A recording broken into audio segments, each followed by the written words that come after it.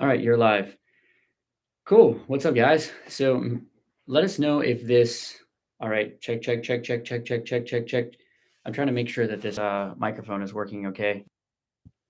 Yeah. All right. I think it is. 1 2 1 2 1 2 1 2 1 2 1 2. All right. I don't know. Okay, we'll figure this out later. So let us know. Are you getting the microphone? If you're watching, it's like only one person's currently logged in. Are you hearing me less as I'm pulling the microphone away? Are you hearing me less, more, more, more, more, more? Are you hearing that or no? Is it not changing? I just want to know if you're getting this microphone or if you're getting the MacBook Air microphone. All right, we're going to pretend that you're getting this microphone, hopefully. So it's hard to set up here within the live stream.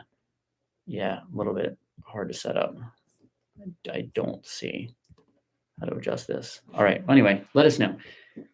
Not really much of a difference. Okay, so if it's not really much of a difference, then I guess you're probably getting my MacBook.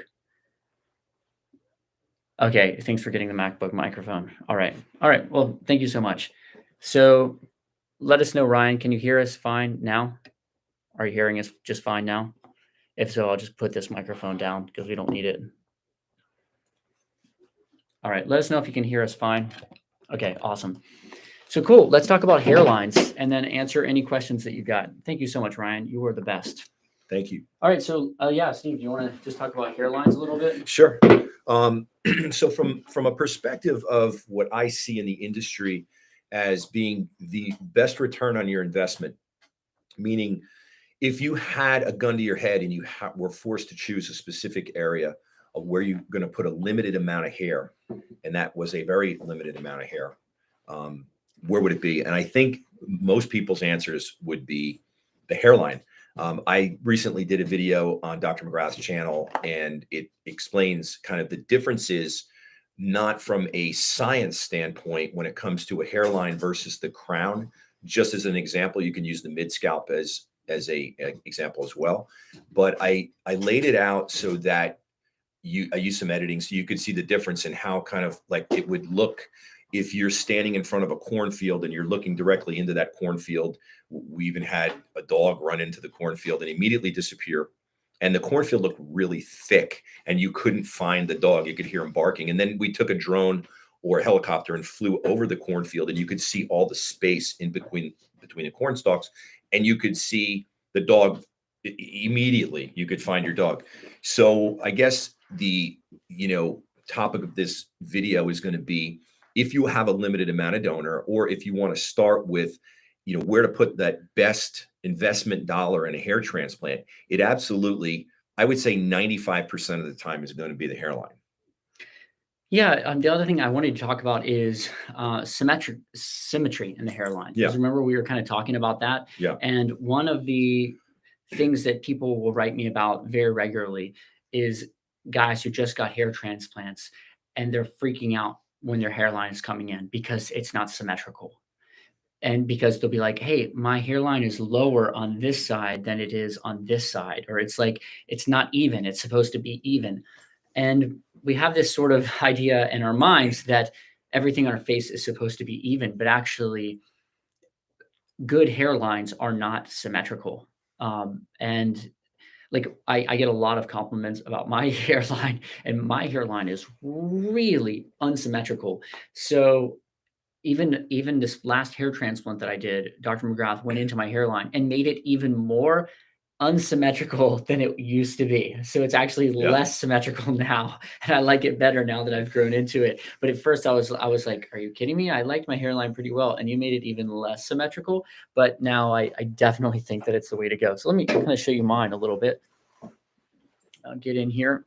All right, so looking at my hairline, so you can see that, like, look at this right here, that there's like this little area there that kind of comes down in almost like a weird way, as far as like, if you're trying to look for symmetry, it's not symmetrical.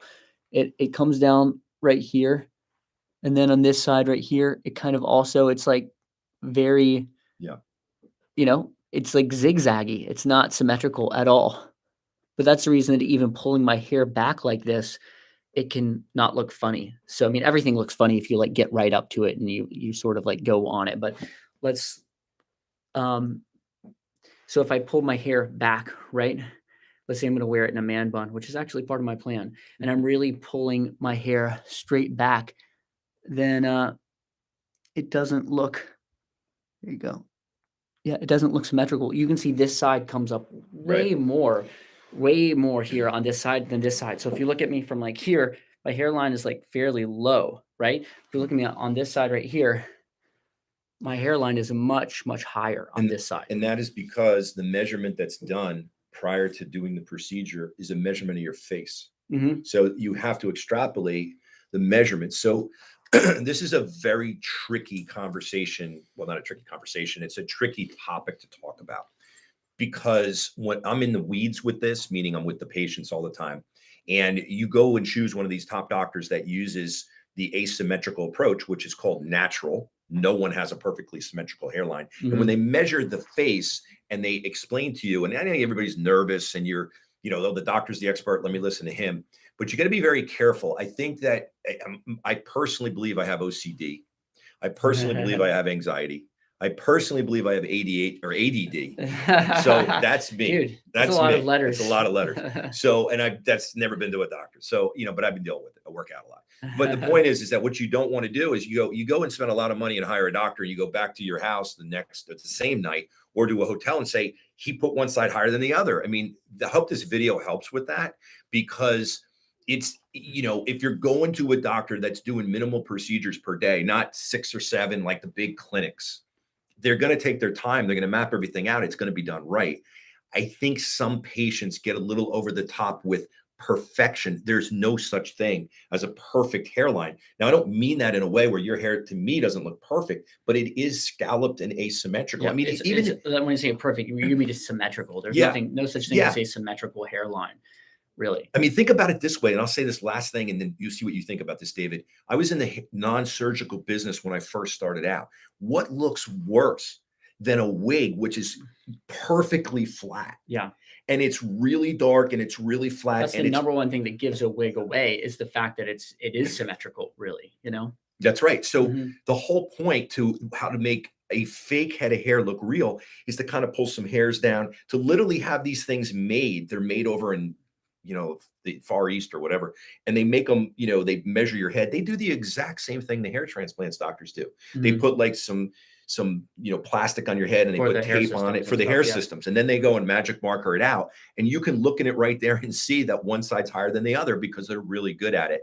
And Mhm. they want their clients, in the non-surgical, they're called clients, they want them to look like their hair's real. Well, the way to make it look real is to make it asymmetrical. Yeah. So it's interesting that, I wore a hair system for 7 years and I loved it, but it wasn't real. And then, why would I go to a hair transplant doctor to make my real hair look like a hair system? So it's just important for the patients to understand that this is done on purpose. Yep. So when your hair transplant grows in and it's not symmetrical, don't freak out. Give it a few months. I think it generally takes it's around a few months, like 2 to 3 months having any cosmetics procedure done to where you start to feel like it actually looks like you. So like anything that you have done to you, when you first have it done, you'll go, "Oh, that doesn't really look like me." Like I mean, when I just had my hair transplant surgery done by Dr. McGrath, I was like going, "Okay, I trust Dr. McGrath, so I just need to like go with it." But he changed my hairline a little bit. I'm like, I'm not sure if that's really me. Like, Yeah. yeah, how's that going to look? It's a little bit more unsymmetrical now, and yeah, now I love it. Now I Yeah. definitely prefer it, and it was 100% when I look at the before and after pictures, it was definitely the way to go. But it's a good thing that I had that trust of him because I really had to think in my mind, okay, like, did he just screw up my hair by messing with my hairline that I thought was already pretty good? Yeah, there's a lot of things you go through, especially post-operatively. And I guess this is just a tip. One of the tips is, and I talked about this on live last night. One of the tips is make sure you do your follow-ups with your clinic. Make sure you follow up so you can get comparative photos under the same lighting and you can see the progress. It's very important for your state of mind. And the other thing is, if you right out of the get-go, I mean, these doctors take photos immediately after the surgery and you can see where all the grafts are placed. That was based on that conversation and the doctor's expertise of those measurements in the morning of the procedure.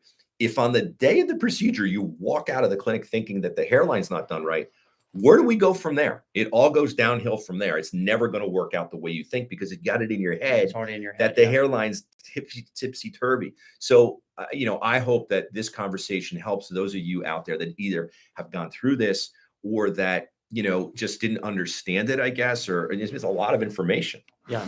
So Ryan's just saying, Ryan needed this video right now, just got a procedure and have been overthinking the symmetry of the hairline. This is definitely a great topic to talk about. Yeah, good timing, Brian. And I got it done by Dr. Quinoir in Chicago. Not sure if Steve has heard of him. Yeah, I have heard him. I heard he's fantastic. I heard he's an excellent doctor. Nothing but 5 stars across the board from what I've heard. I have not met him, but he's the only doctor. There's 2 doctors in that area that I send patients to. He's one, and Dr. Gabe Kerninsky, who's actually a Bosley doctor. I'm not a big fan of doing too many procedures in the same day, but he's an excellent surgeon as well. So there's Dr. Conyer and Dr. Kerninsky. I have no idea, what kind of procedure you had, what your situation was, but he's at the top of my list in the country. Cool. Yeah, I've heard Steve talk about him a couple of times before and only heard positive things. So, yeah, and Ryan says he's amazing. Steve Pennine is also good in Chicago. Do you know him? Pennine or Pennine? Is he the African-American doctor? No, that's Dr. Yates. I'll have to check him out because I do like really good doctors. I'd like to just, of course, put them on my list because we're here to look out for you guys to make sure that you don't have a problem. And going to good doctors means you're not going to have a problem. Yep. Yeah, awesome. So you should be fine, Ryan. Yeah. Yeah, I wouldn't. It's something that sort of bothers everybody right after a good procedure is that they look at their hairline and go, I don't know, this is not, what's the symmetry of this? So give it a little bit of time. I would say at least 3 or 4 months, minimum before you start making sort of a judgment about it, because it's going to take a little time to sort of sink into your psyche, if anything else. Yeah. The other day I had a conversation with a patient that had a procedure at one of the top doctors. And, it was interesting. So the patient was kind of focused on one side versus the other. The way, and this also pertains not just to symmetry, but it's density. I mean, we're not a perfect, like, cut us in half and everything is the same. Yeah. So especially me, my left chest is much bigger than my right chest. Yeah, right-handed, left-handed. Yeah. And my abs like totally screwed up. They're like little zigzaggy things. Oh yeah, I feel sorry for you. You got good abs. You got good abs. Good abs, but not so much. Good abs. I'll trade with those abs. So I asked the doctor because he's a friend of mine and he's in California, and he had told me which he does what Dr. McGrath does, and they rotate sides. The girls rotate sides. So in our heads, and this is not a criticism of a patient or a customer service issue, but in our heads, we're like, well, how come this side is this and this side is it? And maybe it's the girl on this side was new and this girl over here, or this guy, or, we kind of spiral down that black hole and we get all worried. And the better doctors will do that on purpose, not for that reason, but because the girls get tired. I mean, this is like threading like 2,000, 2,500 needles a day. So you want to kind of mix things up on each side. It's a different kind of, they get just like people sit at computers all day and get the tendinitis. Yeah. So the better clinics will rotate, and it's all going to be, they guarantee the growth. They guarantee that it will not look funny or weird, and it's not going to be a perfect symmetry. Alexandre B says, what do you think about Dr. Rahal for the hairline? I think he's another one up in Toronto, I believe. I've never met him, and I do not know anybody that's gone to him, but I am a researcher. I'm a consumer. I'm a patient, and I love his hairlines. Of course, we just started off this live feed about hairlines. I think he does fantastic hairlines. Cool. Well, you guys have any other questions? We're only 2 people are asking questions today, so I'm not getting a ton of questions. If not, I think I could use some tea. My eyes are getting kind of tired for some reason. Okay. I think it's all the lights. Yeah, that'll be better, except it doesn't look good. Yeah, gotta look good. Cool. Yeah. Okay. Let me look at Steve's hairline for a minute. Well, get any other questions before we? Turkey's still the best. Is that a question or a statement? So it's got a question mark. Ian S says Turkey's still the best. Not really sure. Yeah, I don't know. I don't know what that means. Ryan Whitman, David, your friend Brian went to Panine in Chicago. Oh, really? Okay. Yeah, yeah. Brian is great. So, and his hair looks good. Cool. The hairline, yeah, hairline. I've told him this. Yeah, it needs work. So I don't know. Yeah, hopefully he gets that done. It, you know, um, I'll say that Brian. Yeah, I mean, he went from he was going a long ways, So if I think from where he was to where he is now was a huge step, right? Um, the only thing I didn't like about his hair transplant was his hairline. Um, I feel like there were too many like larger grafts put in the Mm. hairline, and so um, yeah, but then again, I told Brian that. I told him that. I think we've talked about that on my channel when I interviewed him because he was like, "Anything about my hairline or hair that you don't like?" And I was like, "I think it's kind of too many larger grafts in the hairline." And so he said that the doctor did that the first time around to get more density this first time, and then is planning to go back and put more ones there to make it softer in the future. But sort of like because he was starting with no Yeah. hairline, like no hairline, right? Yeah. So um, yeah.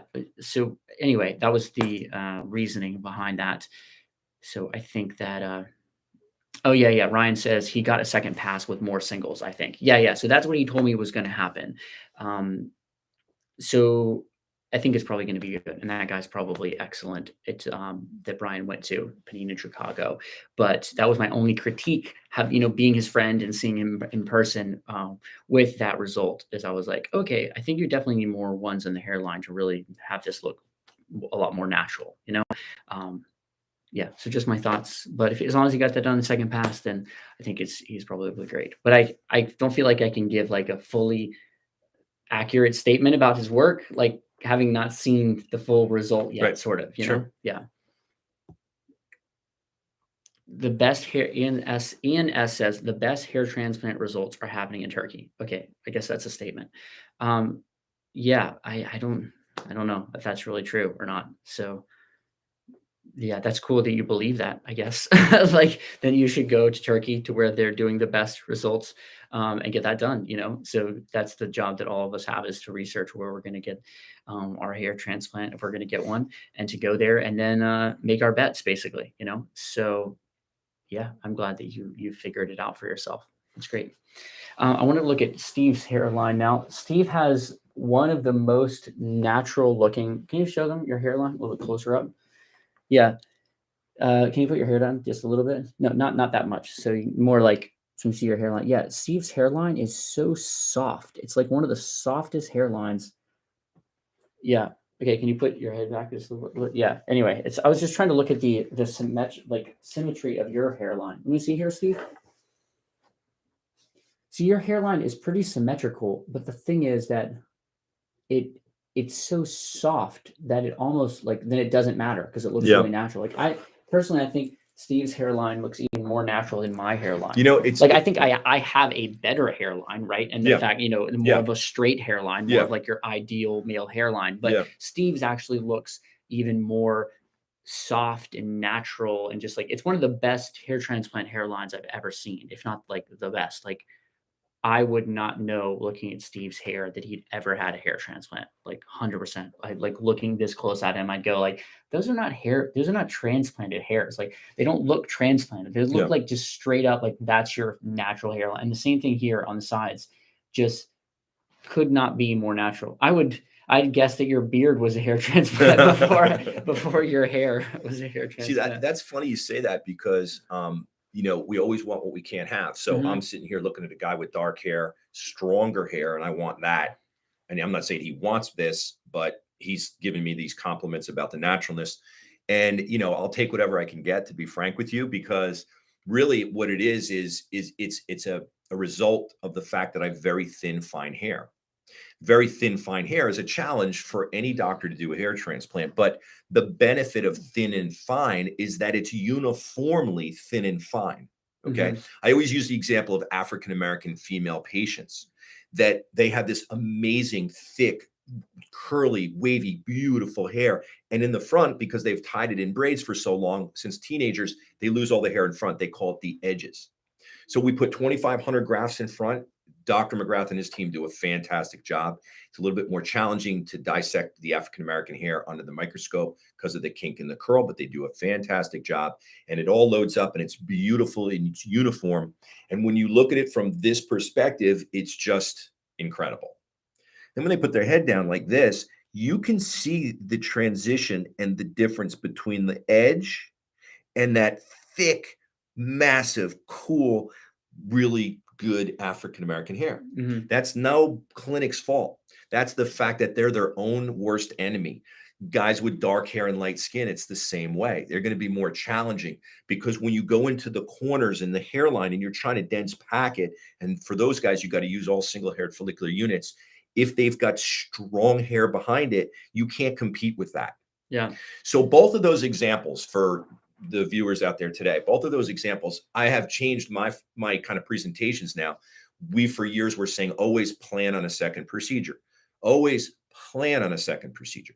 You may not want it, you're not going to need it, you don't have to do it. But if you're a female of any race, or if you're someone with dark hair and light skin, go into this procedure knowing you're going to need 2 procedures, not to look natural, but it's just not going to be able to compete with what you have. Yeah.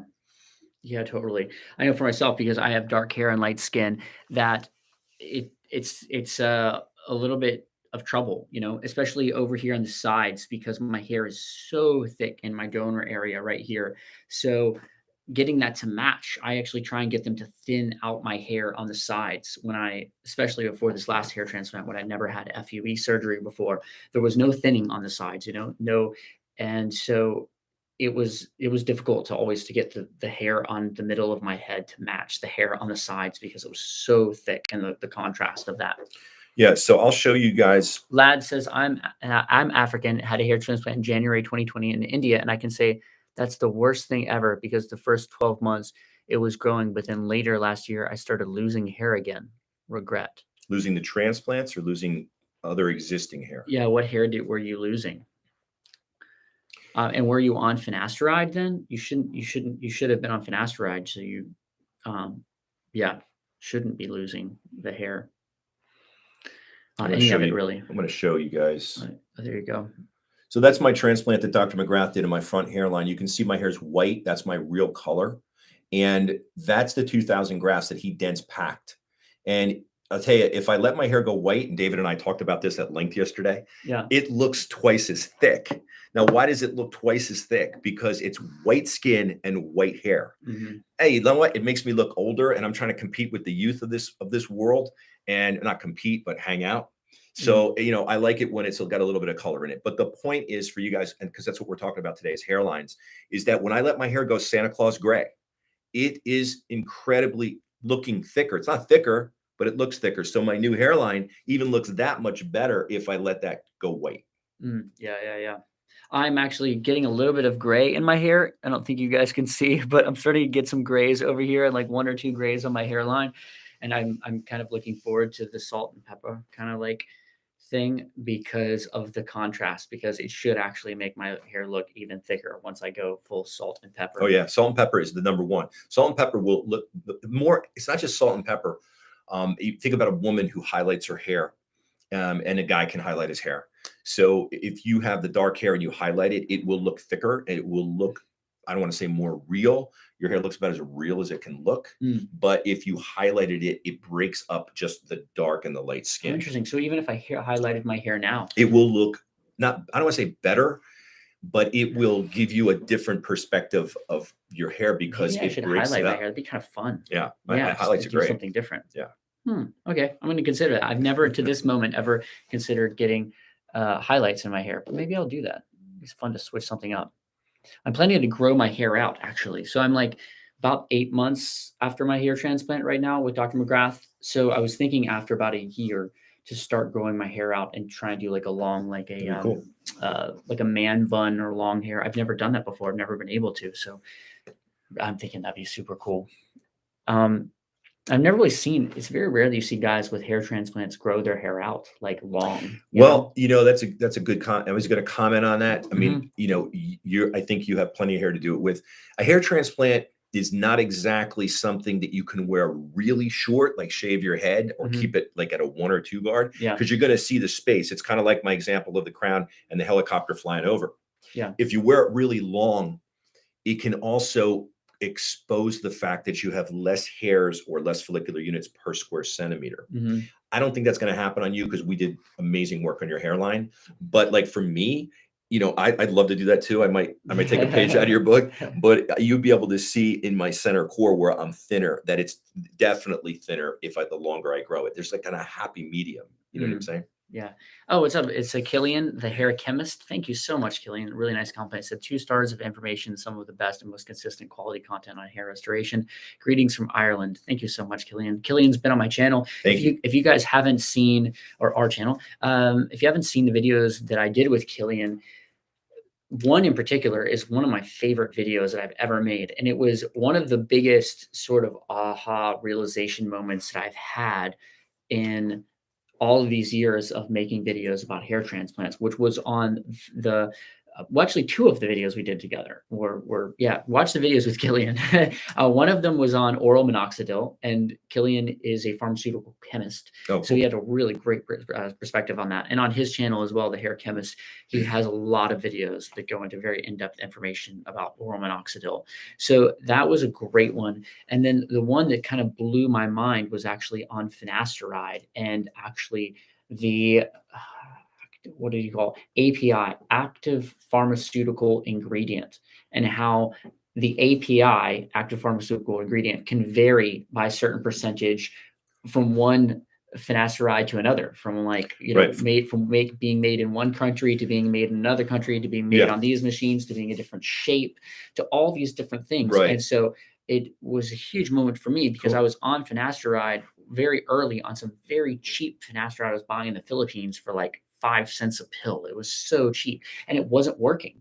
And now I'm on finasteride and I know that it's working for me. And so, and it's not cheap and it's really well made and quality finasteride. And I think that there was a big difference. And I've talked to a few guys since then that have gone through the same thing where they're on one brand of finasteride Yeah. and switched brands and got a better result. Yeah. And so that like blew my mind. And yeah, every time I go into like a CVS or Walgreens or pharmacy these days, I'm much more thoughtful about like what I'm buying drugs wise and if I want to spend a little bit more on the name brand or not.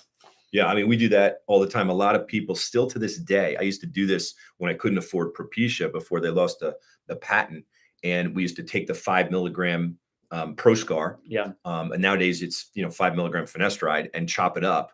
And as a pharmacist, as a chemist, you could of course confirm for us that you're not going to get an equal 1.25 out of each little tiny pill if you can actually split it properly. And it's always like hexagon and all that. So that was I mean, I used to do that too. yeah. And it seemed like it seemed so logical, right? Yeah, So right. like, why not just split it up and it's like kind of the same thing. Yeah. But even the way that your body dissolves it and all that sort of thing is different. And I was like, wow, there's a lot more. I guess there's a reason that they spend like billions of dollars developing these drugs and trying different ways of even Killian was describing like the machines that coat the drugs and things like that. These are like hundreds of thousands of dollars, these machines that do this. And like the difference between these machines changes the API, the active pharmaceutical ingredient, in each one of them. It was like, wow, mind blown. So anyway, thank you so much. You changed my life, Killian, with that information. And it's been super helpful. Been talking to other guys since then who have gone like, oh, this isn't working. And I'm like, where are you getting your finasteride from? They're like, oh yeah, I buy it online for this. So, like, it's so cheap. And I'm like, maybe you should try a different brand.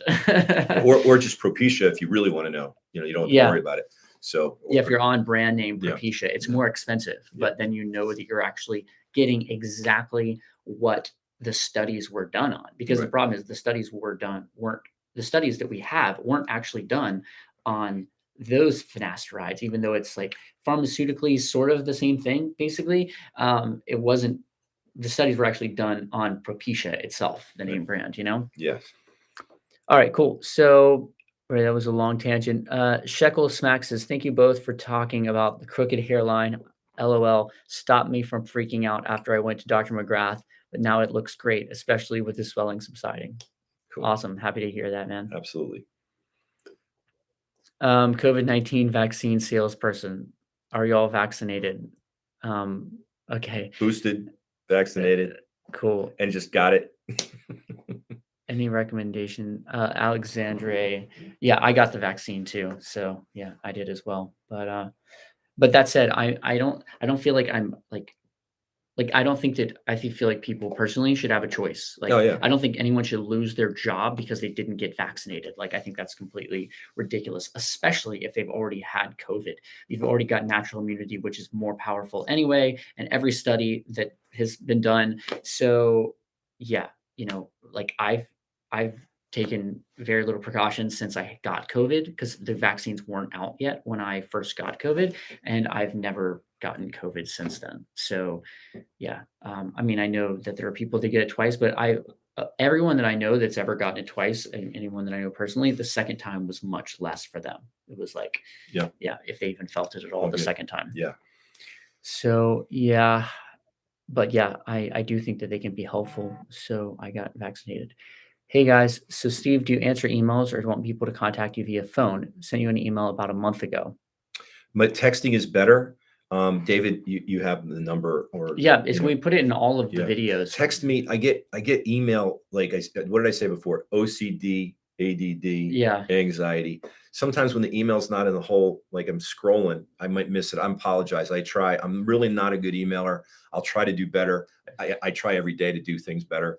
But texting makes me, it kind of pokes me and makes me wake up. I mean, I get texts from guys all over the world on WhatsApp and stuff like that. And I'm sitting there, you know, at night, and this does not work for me, by the way. If you guys don't know that already, this is my passion. And I just, if I can just help one person every now and then in helping change their lives, that's what I signed up for. So I would never be Steve. Like I see Steve when we're hanging out and I'm like, how do you do this? All you do is just talk to people and help them all day long. And they like all ask the same questions. And it's like, yeah, it would literally, it's like if you made, I don't know, 50 people and you just gave them a full-time job of annoying me. That's what I would feel like. You know the way I look at it. You know the way I look at it because of what I went through. Of course, it's like you try to take lemons and turn it into lemonade. And I just love, being this, what I love about the channel is just the content that we have so much content. I have enough content for, 1,000 channels. And, I look at it like if you ever get arrested, I mean, I've never been arrested, but if you ever get arrested, I think there should be like a high school course, a high school course that says you probably don't want to say anything to the police, right? Like that might be from all the detective shows I watch, whatever, but it might be a good idea just to say, why don't I just hold off on saying anything, right? Okay, nobody's there to help you or tell you that. You're so nervous, I'm sure, that you're like, I didn't do anything, I was over here, and you don't know because you're, hair loss is the same way. It's like, I'm freaking out, I'm panicking, I'm this and that. I mean, there's borderline, like people that are borderline need psychiatric help. And now I was one of them when I was 19. I'm like, I don't look like my friends anymore. This isn't working for me. I'm not even 20 years old. Don't feel sorry for me. Just let me help you. And that's what I say. So yeah, I don't ignore anybody, and I never want to have that, have that conception. So just please text me, but I'll go back and check my emails as well. And I can find out and respond to your email. I apologize. Don't know say this name because I think it's in Arabic. It says, hello, my name is Ahmed from Saudi Arabia. I use minoxidil 5% and I didn't find finasteride in the pharmacy. Is there any alternative? Dutasteride, I think, is really the only other thing that's kind of similar that's somewhat available. Yeah. So an Avodart is the name brand, right? That's right. Avodart is the brand. Dutasteride is the active ingredient, I believe. Yeah. So same, like you might want to try, instead of asking for finasteride, maybe ask for Propecia. And maybe Propecia. I'm not really sure. I mean, because Propecia is the brand name, just like Avodart is the brand name of Dutasteride. Yeah. Yeah. So that's what all we would say. And so, Avidar, do you know how much Dutasteride someone takes generally? It's a little bit less dosing than finasteride. I believe that you may take a milligram every other day instead of every day. That's just my Oh, it guess. says Propecia is very expensive. It is fairly expensive. Yeah. Yeah, that is definitely the downside of Propecia. Yeah. Yeah. Ian says problem with finasteride and others are the side effects. I mean, sort of the problem with every single drug that's ever existed in the, in humankind is the side effects. So Like the there's every drug that you will ever buy, ever has a thing on it that says side effects, and people get those side effects. So yeah, it's all a percentage of like how many people get yeah. them and is it worth it? Yeah, very quickly, what I would tell you is every time, I mean, I do this 16 times a day. Here's what I would tell you. There's 265 full-time hair clinics in the world. They do this full time. All they do is hair restoration. They're board certified. The finasteride is the number one tool to make their patients' hair look better, their work look better, the return on investment of the patient, and less unhappy patients. Nobody wants one unhappy patient, never mind 1%. So what I'll tell you is there's millions of prescriptions, millions written over 19 years, and we're not seeing the side effects in this industry that are being documented online. We're not seeing them. I know they're very compelling. They make them look like they're studies from like Northwestern University and all this possible horrific, irreversible erectile dysfunction, brain fog, suicidal thoughts. I, when I wake up every day to help people, the day that I wake up and someone says, dude, you're kind of a pretty cool guy on YouTube. You and David, you're helpful. You guys have always been straight with us. But you know what? I've been taking this medicine for a year and my life is over. I can't have sex anymore. That's it. That's the last time I'll ever talk about finasteride. I'm never going to recommend it, even though I'm not allowed to. I'm not a doctor. But the point is that I'm very passionate about stopping hair loss. So yes, there are side effects. The side effects are the exact same side effects that we use this in this industry that are documented in the 12-year study that Merck put through to get approved by the FDA in this country. And that is, it depends on your age, but as an average, between ages 18 and 65, about 2%, 1.8% actually are going to have either a little less sex drive or they could have a little less ejaculative fluid. I mean, I personally get side effects from Propecia. I get side effects. What happens to me is that my testosterone increases as it does for you because you're blocking the DHT, which is converting your testosterone. When your testosterone goes up, if you're like me, you aromatize in the testosterone into estrogen, and it can make your chest area a little sensitive. So you take an antidote, and that antidote is called anastrozole, and it's a very safe medication. I don't know if our pharmacist is still on the call, but I take like one pill every month. Now I haven't taken it in like 6 months. I have no problems, but that's what my body does. I'm very sensitive to any medications I put in my body. If I were a drug addict, I'd be dead. I can't take pain medication. I react to anything. And yes, I get side effects from finasteride, but it took me a while to adjust to it. And, the trade-off is you might sit there and say like, well, why would you put yourself through that? I mean, listen, hair loss sucks. I hate hair loss. This is hair loss hope. The best hope for hair loss today and every other day from hereafter is to get you guys to try, get you on the finasteride. If you don't like it, if your body doesn't like it, either adjust to it like I did because it took some time, or get off it and we go to plan B.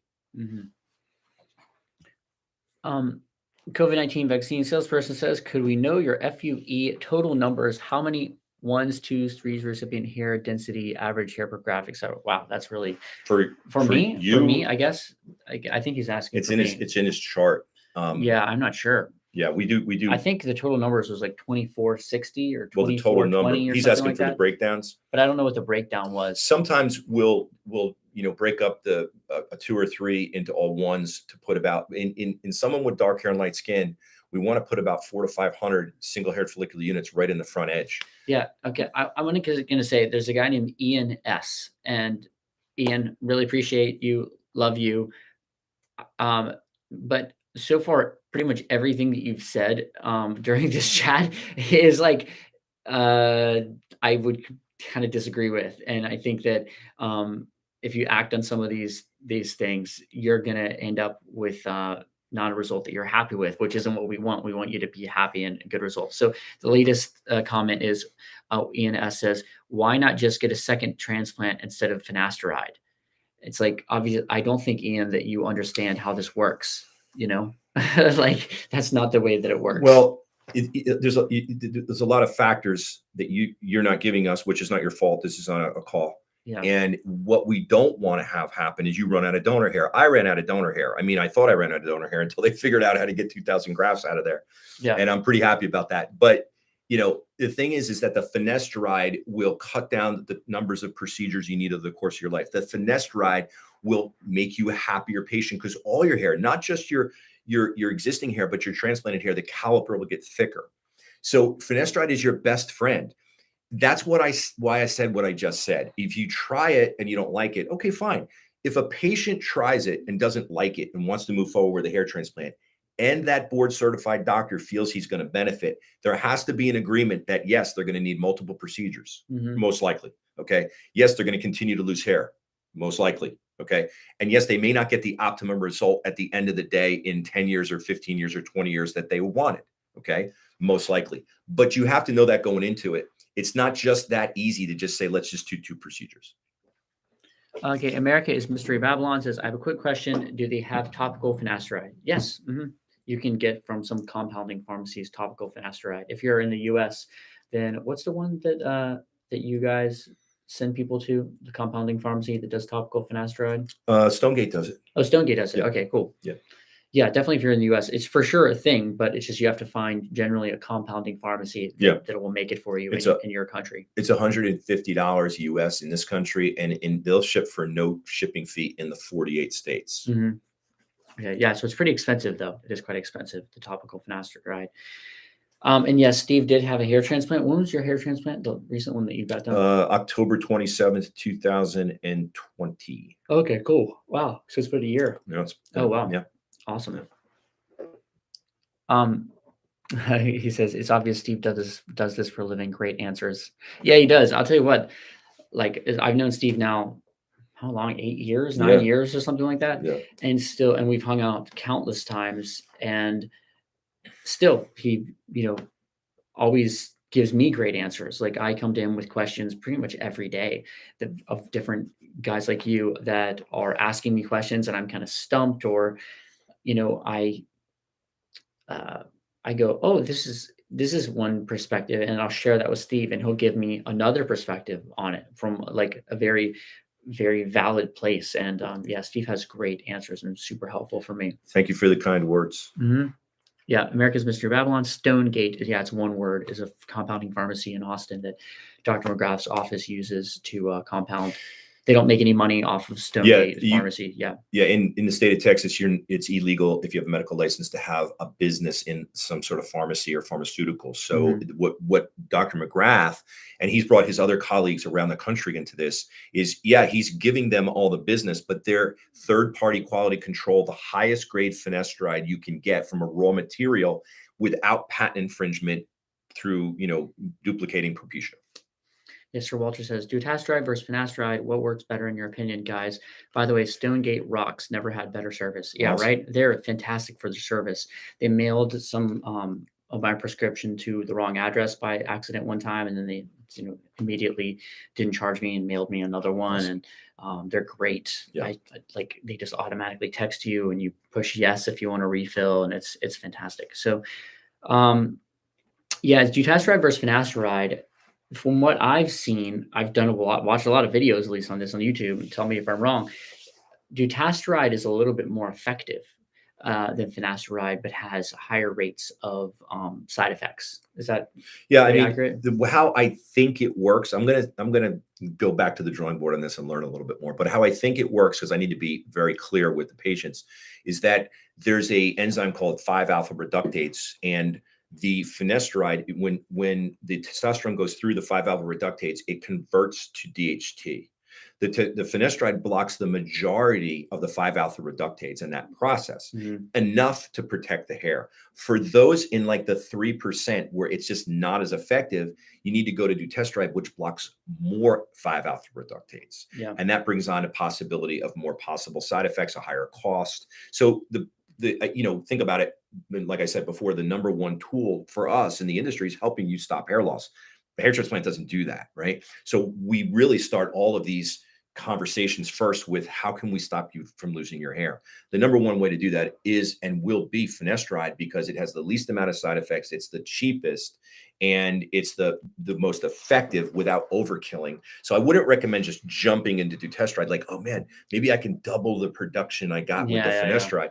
I would say if you're needed because you have side effects, or we have a patient right now that we're working with in Florida that's a young kid, and this poor guy is allergic to oral minoxidil. He doesn't like finasteride, and he's still losing hair. And it's a tough case. He's a tough case. I call him his own guinea pig. He has to try these things for 6 months at a time. So right now we're in the process of putting him on Dutasteride and see what happens. Mm-hmm.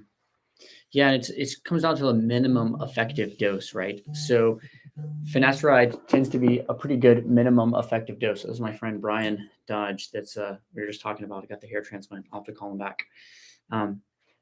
Hey Brian, what's up? I'm actually doing live YouTube video right now, so I'll call you back. Okay. Okay.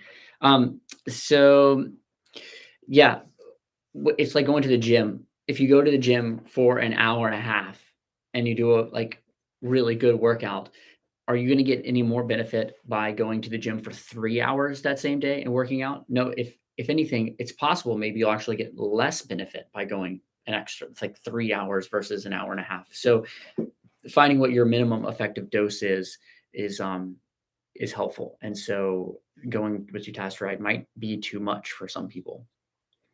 Are hair loss and enlarged prostate connected? Grant Scott says. No, they're not connected. However, if you want to have a conversation about it, DHT, what I learned is that there's two kind of different DHTs. One goes after the hair and attacks the hair, and the other goes after the prostate. The three things in the adult male body, once you're through puberty, that DHT can do, it's all negative, is give you acne if you're sensitive to it, give you hair loss if you're sensitive to it, and enlarge your prostate once you're my age, somewhere in the 50s, right? Once you're sensitive to it. So that's what DHT can do. So I always tell people, just, when I'm talking to them and keeping things light, is like, hey, my grandfather had prostate issues. My dad had prostate issues. I'm like, things aren't looking good, but I don't have any issues. And I use it as a vitamin, I guess, to make myself feel better about it. That can help reduce the enlargement of the prostate, which will happen in 33% of men over age 50. Mm-hmm. America's Mr. Babylon says, so if I get on finasteride, what is the safe dosage I should get on? We're neither of us are doctors, so we can't really tell you that safe dosage, but what is generally prescribed is 1 milligram. Yeah. So it's about 1 milligram is about right. Yeah. And with that being said, David, you're correct. There's a lot of anecdotal stuff online. There's so much anecdotal stuff online. I smile because, I read on a blog or a forum that's 0.2. All you need is 0.25 if you're over age 42. And I'm like, where's this stuff coming from? Yeah. Like, you only need to take it every other day. You only need to take 2 pills a day. Yeah, you can cut it in half and only take 0.5 milligrams every other day. It's like you hear a million things. I mean, you guys are welcome to try them. Like you can be your own guinea pig for sure. I've had bad luck being that myself. It's kind of like when I'm my own guinea pig for the stock market too. That doesn't seem to do well. I should have just listened to good old Warren Buffett's advice and bought the S&P 500. Let somebody else do it for me.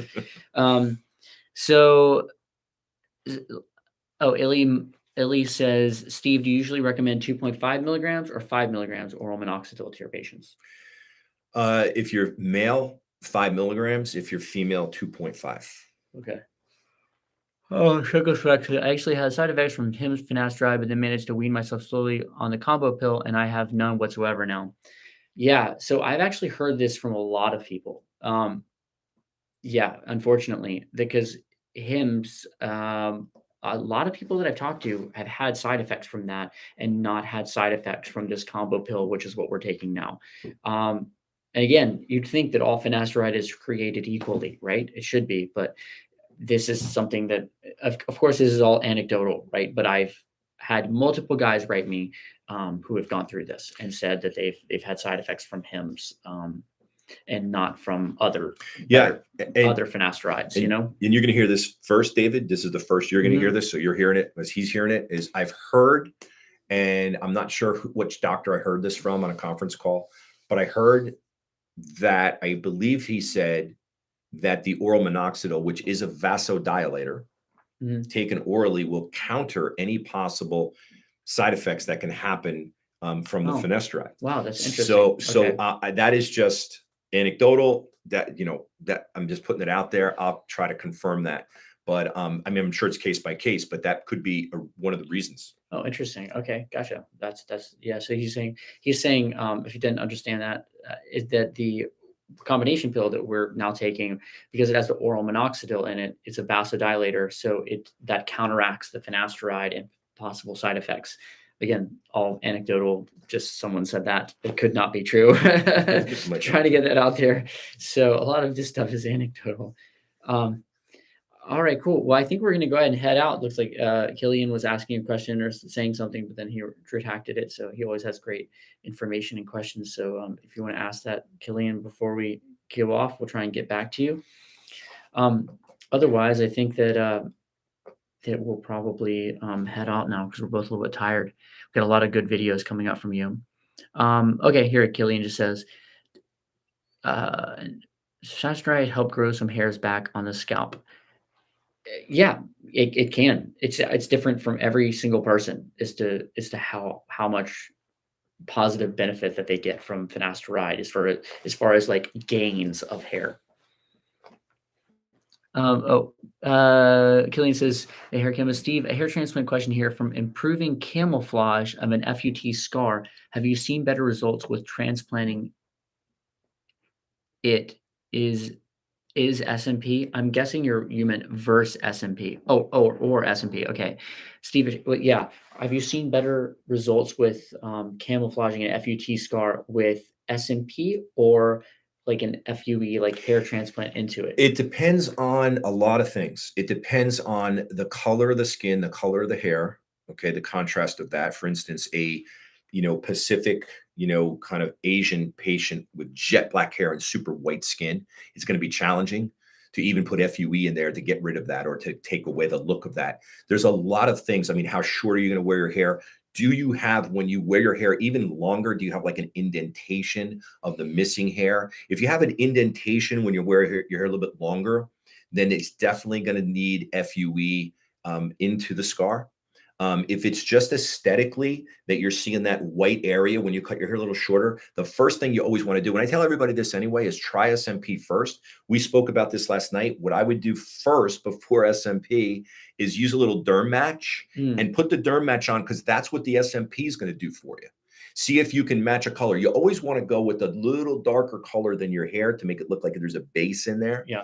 And see at what length that's good for you. That'll give you an indication if you want to take it to the next step, and then you go to SMP. Yeah. Once you go to SMP, if that doesn't completely do it for you, but it will make it better, then you would go with FUE into the scar. The one thing that I want to point out about anybody considering FUE into the scar, unless you're a patient of the doctors who they probably have price breaks, the normal going rate, I believe, out there is about $5,000 for as many FUEs as they can get into that scar. That's pretty pricey per graft, but I mean, it is a surgery.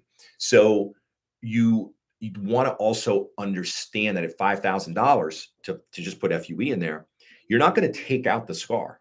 You're just helping camouflage the scar. So, for those of you that want to start to fade that hair and you want to fade it into the scar, now you're talking maybe 2 FUEs into the scar. Yeah. So you got to be very careful what your expectations are, just like with the transplant, and what you talk to your doctor, and you can talk to me, David, but I am very cautious with trying to cover up any scars on the body anywhere, because it's never going to be perfect. Yeah. So basically, lowest barrier of entry is to try some derm match just to see how that works. If that looks pretty good, then you're probably going to be pretty well off with SMP, because it's sort of a more permanent derm match, Right. Concealer.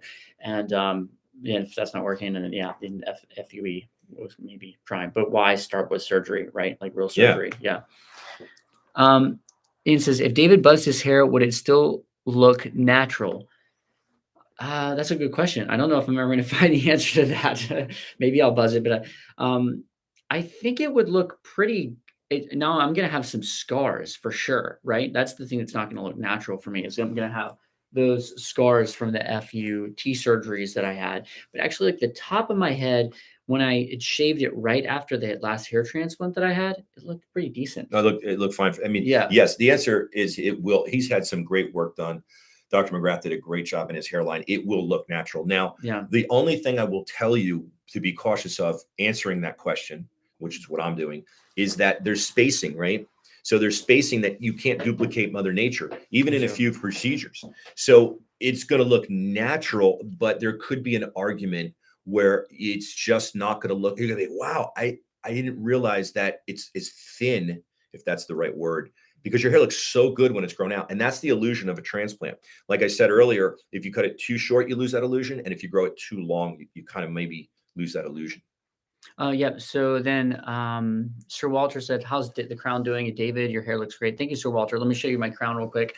And I'm at 8 months post my last hair transplant. So here's what it looks like. Is that a good angle, Steve? Yeah, a little bit lower.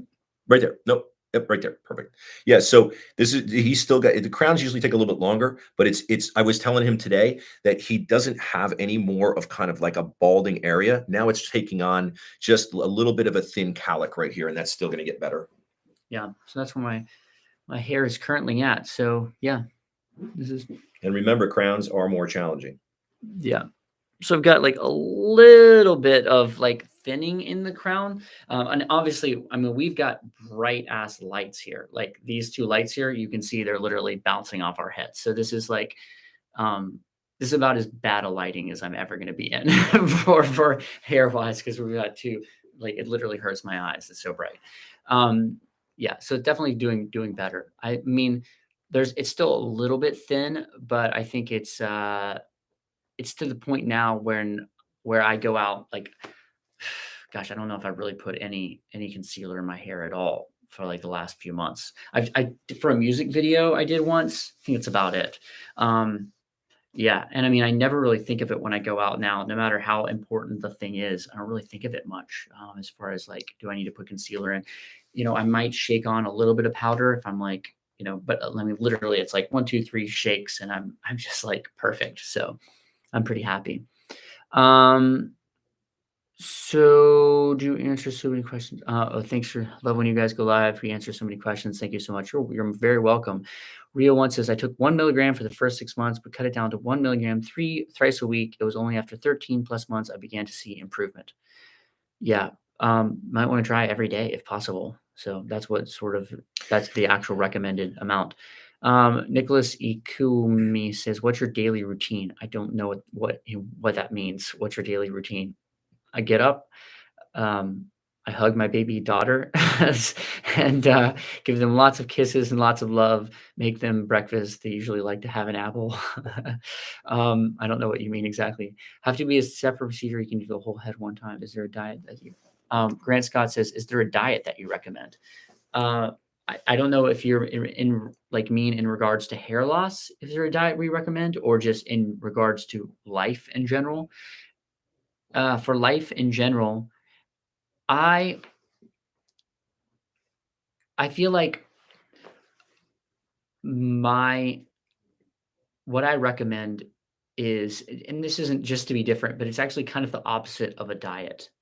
Um, is that I actually find it more important what you do eat than what you don't eat to a certain degree, right? Like I find it more important from my own perspective to eat a couple handfuls of dark green vegetables every single day than I do to not eat any french fries, or not eat a scoop of ice cream.